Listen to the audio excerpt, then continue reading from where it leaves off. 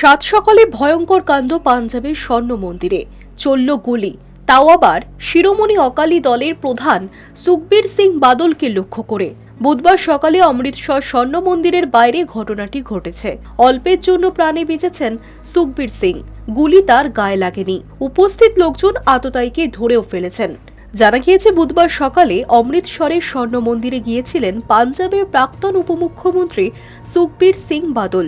অমৃতসর স্বর্ণ মন্দিরের প্রবেশ পথের ঠিক সামনেই অকালি দলের প্রধানকে লক্ষ্য করে গুলি চালান এক যুবক। তবে লক্ষ্যভ্রষ্ট হয় গুলি। অল্পের জন্য বেঁচে যান সুখবীর। মুহূর্তেই শোরগোল পড়ে যায় এলাকায়। উপস্থিত মানুষজনই আততায়ীকে ধরে ফেলেন। তাকে পুলিশের হাতে তুলে দেওয়া হয়েছে। বাজেয়াপ্ত করা হয়েছে তার পিস্তলটিও। পুলিশ সূত্রে জানা গিয়েছে, ধৃত যুবকের নাম নারায়ণ সিং চৌরা। অমৃতসর থেকে প্রায় ৭৫ কিলোমিটার দূরের গুরুদাসপুর জেলার বাসিন্দা তিনি। প্রত্যক্ষদর্শীরা জানাচ্ছেন, বুধবার সকালে স্বর্ণ মন্দিরে ঢুকেছিলেন সুখবীর সিং। সেই সময় ধীর পায়ে তার দিকে এগিয়ে আসেন এক অপরিচিত যুবক। তারপরেই আচমকা জামার ভিতরে লুকিয়ে রাখা আগ্নেয়াস্ত্রটি বের করে অকালি প্রধানকে লক্ষ্য করে গুলি চালিয়ে দেন। ওই যুবককে গ্রেফতার করা হয়েছে। জিজ্ঞাসাবাদ করা হচ্ছে তাকে। সুখবীরের উপর হামলার নেপথ্যে কী কারণ রয়েছে তাও খতিয়ে দেখছে পুলিশ।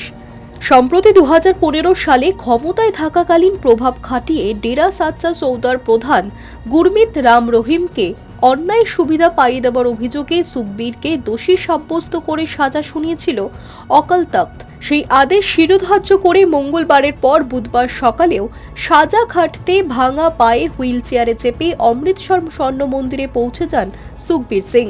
অকাল তখ্তের নির্দেশ অনুযায়ী সেবাদার হয়ে গুরুদ্বারের রান্নাঘর এবং শৌচালয় পরিষ্কার করার কথা ছিল তার। Hi News network.